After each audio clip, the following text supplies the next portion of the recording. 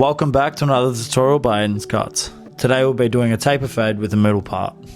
Our first step with all our fades and our tapers is to always debulk with the sides.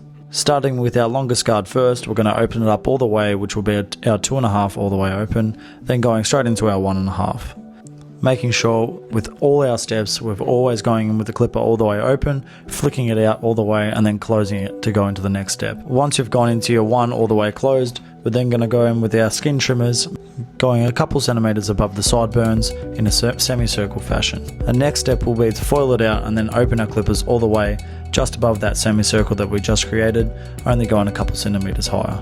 Then proceed to close the clipper all the way to get that bottom line out.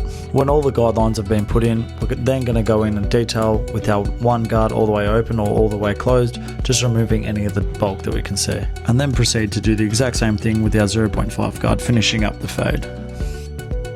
Once the taper has been completed, we're then going to go with our skin trimmers, making sure everything's nice and sharp, not pushing back the hairline whatsoever, and then proceed to use any hair enhancements that you want to bring your haircut to the next level and make it really stand out from the rest.